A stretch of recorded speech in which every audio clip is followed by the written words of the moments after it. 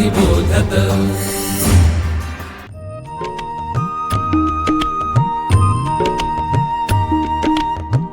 विवेकी अक्षर विवेकी लेखन सुश्राव्य वाचन श्रवणार्थ चरित्रे संस्कारी धीरवीर गाथा रम्य बालकथा अनुभवा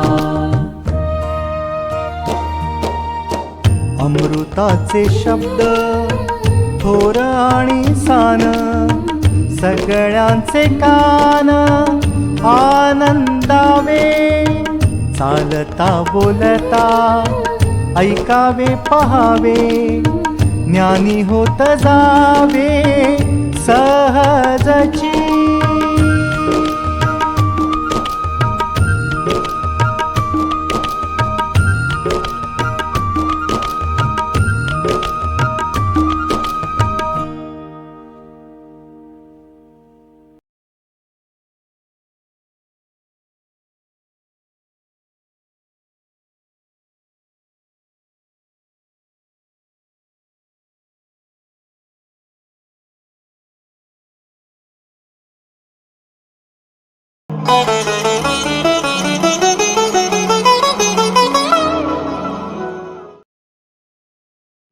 गोष्ट पहिली. घाम हवा मज घाम हवा. बरं का मुलांनो, एक होतं जंगल. खूप मोठं जंगल. खूप म्हणजे अगदी खूप खूप मोठंच्या मोठं जंगल होतं ते. मोठमोठी उंच उंच झाडच झाडं होती त्या जंगलात. तुम्ही कधी बघितलंय का रे जंगल? बहुतेक बघितलं असेलच, कारण आजकाल तुम्ही मुलं खूप भटकंती करायला लागली आहात ना. शाळेच्या सहलीसुद्धा खाली खूप जातात, नाही? जंगलात, किल्ल्यांवर, समुद्रावर. होय ना? तर असंच एक जंगल होतं बरं का. त्या जंगलात एक आश्रम होता. आश्रम. आता हा आश्रम म्हणजे काय? आला ना मनात प्रश्न? आलाच पाहिजे बरं का मुलांनो. ज्यांना हे असे प्रश्न पडतात ना, ती मुलं मला फार आवडतात. मुलांना प्रश्न पडलेच पाहिजेत. त्यांनी ते मोकळेपणानं विचारलेच पाहिजेत. आणि मोठ्या माणसांनी त्याची उत्तरंही दिलीच पाहिजेत. हां, तर काय बरं प्रश्न होता आपला? हां, आठवलं. आश्रम म्हणजे काय? हाच तो प्रश्न होता ना? अरे सोप्पं आहे. अगदी सोप्पं आहे त्याचं उत्तर. आश्रम म्हणजे शाळा. हो, पण सध्या तुमची शाळा जशी आहे ना, तशी शाळा नाही काही. ही शाळा ना खूप खूप वेगळी असायची. पूर्वीची, म्हणजे अगदी खूप खूप वर्षांपूर्वीची शाळा. म्हणजे तेव्हाचे आश्रम. मुलं त्या काळी शिकण्यासाठी जंगलातल्या त्या शाळेत जात असत. त्या शाळेलाच त्या काळात आश्रम असे म्हणत असत. म्हणजे बघा, सध्या कसं तुम्ही सकाळी शाळेत जाता आणि दुपारी घरी परत येता सुद्धा, किंवा जी मुलं दुपारी शाळेत जातात ती मुलं संध्याकाळी परत येतात आपल्या घरी. पण त्या काळात, म्हणजे खूप खूप वर्षांपूर्वी, हे असं नव्हतं बरं का. त्या काळातली मुलं की नाही, आपलं घर, आई, बाबा, आपलं गाव सुद्धा सोडून दूर जंगलात जाऊन तिथल्या आश्रमात राहत असत. तिथेच राहायचं, तिथली कामं करायची आणि तिथंच शिकायचं. तर त्या जंगलात असाच एक आश्रम होता. खूप मुलं शिकत होती तिथं, त्या आश्रमात. तिथं शिकवणाऱ्या टीचर्सना त्या काळात गुरुदेव असं म्हणत असत बरं का. त्या आश्रमातल्या गुरुदेवांचं नाव होतं मतंग. गुरुदेव मतंग. हे गुरुदेव मतंग खूप हुशार होते, विद्वान होते, खूप प्रेमळही होते ते. आश्रमातल्या मुलांना ते खूप छान शिकवायचे. त्या मुलांची खूप काळजीही घ्यायचे. मुलांना ते अगदी त्यांच्या घरच्यांसारखं प्रेम द्यायचे. मुलांना काय हवं, काय नको, त्यांची तब्येत बरी आहे ना, कुणी आजारी तर नाही ना, अशा सगळ्या गोष्टींकडे त्यांचं बारीक लक्ष असायचं.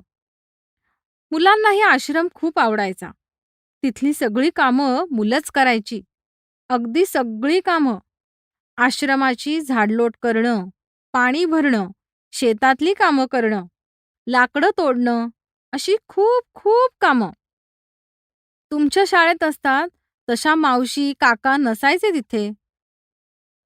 एकदा काय झालं, गुरुदेव मतंग आपल्या आश्रमात चक्कर मारत होते. रोजच अशी चक्कर मारून आश्रमात कुठं काय चाललंय, कुठं काय आहे, काय नाही, उद्या कोणती महत्वाची कामं करायला हवीत, हे सगळं पाहत पाहत ते फिरून यायचे. फिरता फिरता त्यांचं लक्ष एका जुनाट झोपडीकडे गेलं. तिथं जळणासाठीची लाकडं ठेवली होती, वाळलेली लहान मोठी लाकडं. त्या काळात आजच्यासारखं गॅसचा सिलेंडर, गॅसची शेगडी, रॉकेल, स्टोव्ह हे असं काही नव्हतं. त्यामुळे मग चुलीवरच सगळा स्वयंपाक केला जायचा. चुलीसाठी वाळलेली लाकडं लागतात, ती साठवून ठेवावी लागतात. पण पण नेमकं त्या दिवशी गुरुदेव मतंग ऋषी जेव्हा आश्रमातल्या त्या सरपणाच्या खोलीत गेले, तेव्हा तेव्हा त्यांच्या असं लक्षात आलं की तिथं तर फारच थोडी लाकडं शिल्लक आहेत. म्हणजे अगदी जेमतेम 1-2 दिवसच पुरली असती ती. आता आता काय करायचं? लवकरात लवकर आश्रमाजवळच्या डोंगरावर जाऊन तिथली वाळलेली लाकडं तोडून आणावी लागणार होती. पावसाळा अगदी जवळ आला होता. एकदा का धो-धो पाऊस कोसळू लागला की पुढचे 4 महिने वाळलेली लाकडं मिळाली नसती. मग स्वयंपाक कसा करणार? ते काही नाही. उद्याच गेलं पाहिजे डोंगरावर लाकडं तोडायला, असं मतंग ऋषींनी ठरवलं. लगेच त्यांनी आश्रमातल्या सगळ्या मुलांना एकत्र एका मोकळ्या जागेत मैदानावर बोलावलं. मुलं जमली. गुरुदेवांनी हे असं अचानक का बोलावलंय? हा प्रश्न सगळ्यांनाच पडलेला. तेवढ्यात गुरुदेव आले तिथे. ते म्हणाले, मुलांनो, नीट ऐका. आपल्याला उद्या रोजच्यापेक्षा लवकरच उठायचंय. डोंगरावर जायचंय. जाताना आपल्याबरोबर कुऱ्हाडी घ्यायच्या. तिथं जाऊन आपण वाळलेली लाकडं तोडायची आहेत. कारण आश्रमातलं सरपण संपलंय. त्यामुळं उद्याच आपल्याला हे काम करायचंय. समजलं? चला तर मग, लागा तयारीला. झालं. मुलं नाराज झाली, नाखुश झाली. कारण एवढ्या कडक उन्हात, एवढा मोठा डोंगर चढून जायचं, मग तिथं दिवसभर लाकडं तोडायची, ती गोळा करायची, त्यांचे गठ्ठे बांधायचे, डोक्यावर घेऊन परत आश्रमात यायचं. बापरे! केवढं कष्टाचं काम. दुसरा दिवस, सकाळची वेळ. गुरुदेव आपल्या झोपडीतून बाहेर आले. त्या मोकळ्या मैदानात पाहतात तो काय, तिथं कुणीच नव्हतं. एकही विद्यार्थी नव्हता तिथं. त्यांनी चौकशी केली. तेव्हा त्यांना कळलं की दुपारच्या त्या कडक उन्हात जायला, लाकडं तोडायला मुलं नाखुश होती, कंटाळा करत होती. आता आता काय करायचं? सर्वात आधी गुरुदेवांनी शांतपणे विचार केला. मग मग ते परत आपल्या झोपडीत गेले. पण पटकन ते बाहेरही आले. मात्र बाहेर येताना आता त्यांच्या हातात एक कुऱ्हाड होती. ती आपल्या खांद्यावर टाकून गुरुदेव तडक डोंगराकडे निघाले. एकटेच. गंमत म्हणजे आश्रमातली सगळी मुलं आपापल्या झोपडीतून हे सगळं पाहत होती. त्यांनी जेव्हा पाहिलं की गुरुदेव एकटेच निघाले आहेत, तेही कुऱ्हाड घेऊन, तेव्हा मात्र मुलं जाम चपापली. भराभर ती सुद्धा बाहेर पडली, कुऱ्हाड घेऊन. "गुरुदेव, गुरुदेव, थांबा, आम्ही पण येतोय," असं म्हणत मुलांनी गुरुदेवांना गाठलं. काही मुलं त्यांच्या अगदी जवळ गेली आणि मोठं धाडस करून ती भीतभीतच म्हणाली, "क्षमा करा गुरुदेव, आमचं चुकलं." गुरुदेवांनी मागं वळून पाहिलं. ते हसले. त्यांचं ते मंद हसणं पाहून मुलांचा जीव भांड्यात पडला. त्यांच्या मनावरचं ओझं दूर झालं. सगळेजण झपझप डोंगर चढू लागले. थोड्याच वेळात सर्वजण वर डोंगरावर पोहोचले. वर पोहोचताच त्यांनी लगेचच कामाला सुरुवात केली. प्रत्येक जण झपाट्यानं काम करत होता. वाळलेली लाकडं तोडत होता, अगदी मनापासून. दुपार झाली. आता उन्हं कडक झाली होती. मुलं घामाघूम झाली होती. त्यांना आता भूकही लागली होती. त्यामुळे सर्वांनी थोडा वेळ काम थांबवलं. हातपाय धुतले. सर्वजण एकत्र बसले. बरोबर नेलेलं जेवण केलं. थंड पाणी प्यायलं. थोडी विश्रांती घेतली. मग पुन्हा काम सुरू. वर्षभर पुरतील इतकी लाकडं तोडायची होती ना त्यांना. मग काय, पुन्हा कामाचा धडाका सुरू. घामानं चिंब चिंब भिजली होती मुलं. संध्याकाळपर्यंत सरपणाचा हा भला मोठा ढीग साचला होता. प्रत्येकानं लाकडाची एक एक मोळी उचलली, डोक्यावर घेतली आणि निघाले परत आश्रमाकडे. पोहोचले आश्रमात. त्यावेळी सूर्य मावळला होता. कामाच्या नादात अख्खा दिवस कसा न कधी संपला हे कुणाच्याच लक्षात आलं नाही. सर्वांनी हातपाय धुतले. रोजची संध्याकाळची प्रार्थना म्हटली, अभ्यास केला, मग जेवण केलं. आता मात्र कधी एकदा झोपतोय असं झालं होतं सगळ्यांना. अंथरुणावर पाठ टेकताच सगळेजण डाराडूर झोपी गेले. रात्रभर गाढ झोपली होती मुलं. दिवसभर खूप राबली होती ना ती. थकली होती बिचारी जाम. दुसरा दिवस, पहाटेची वेळ. गुरुदेव मतंग नेहमीप्रमाणेच आजही सर्वांच्या आधी उठले होते. पाठोपाठ त्यांचे सगळे शिष्यही उठले. रोजच्यासारखे सर्वजण आंघोळीसाठी नदीवर जायला निघाले. आणि तेवढ्यात तेवढ्यात एक चमत्कार झाला. विलक्षण चमत्कार. अचानक चारही बाजूंनी मंद मंद सुगंध येऊ लागला. वाऱ्याच्या प्रत्येक झुळकीबरोबर भरभरून येणारा तो सुगंध त्या सगळ्या मुलांना प्रसन्न करत होता खरा. पण पण हे कसं काय घडलं? कुठून येत होता तो सुगंध? कालपर्यंत तर हे असं काहीच होत नव्हतं. कालच तर इथून आपण याच वेळी डोंगरावर गेलो होतो. तेव्हा तर नव्हतं हे असं काही. मग आज आज अचानक हा सुगंध येतोय तरी कुठून?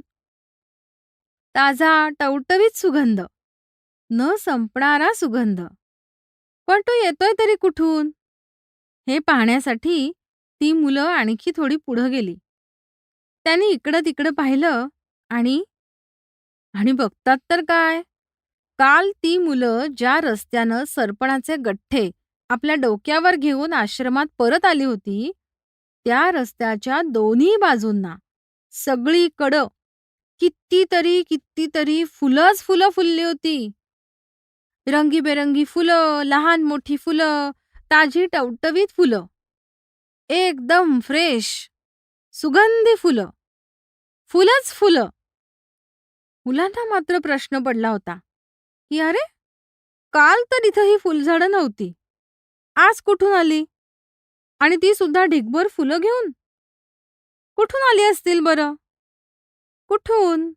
कशी? जवळच गुरुदेव मतंग उभे होते. त्यांनी मुलांच्या चेहऱ्यावरचे प्रश्न वाचले. त्यांना ते प्रश्न समजले. मुलांनी न विचारता सुद्धा त्यांचा नुसता चेहरा पाहूनच काही काही सरांना मुलांच्या मनातले प्रश्न कळतात. नेमके कळतात. मतंग ऋषींना कळलं होतं मुलांच्या मनातलं प्रश्नांचं वादळ. ते म्हणाले, मुलांनो, चकित झालात न? ऐका, मी सांगतो ते नीट ऐका. काल आपण सगळ्यांनी दिवसभर खूप काम केलं, मेहनत केली, कष्ट केले. ऐन उन्हाळ्यातल्या प्रचंड उन्हात तुम्ही काम केलं, घामाघूम झालात.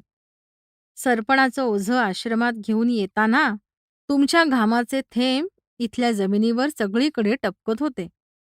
जणू घामाचा पाऊसच पडत होता.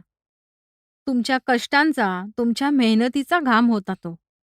त्या घामात इतकी प्रचंड ताकद होती की त्यातूनच ही असंख्य फुलं इथं सगळीकडे फुलली आहेत, उमलली आहेत. कष्टांचं फळ हे असंच असतं.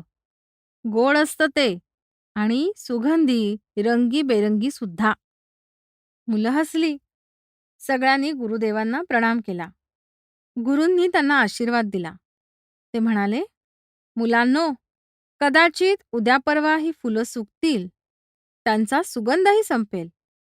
पण श्रमनिष्ठेची जी फुलं तुमच्या मनात काल फुलली होती, ती फुलं मात्र कधीही सुकणार नाहीत. त्यांचा सुगंध कधीही संपणार नाही. याची काळजी घ्या. ही श्रमनिष्ठाच तुम्हाला इतरांपेक्षा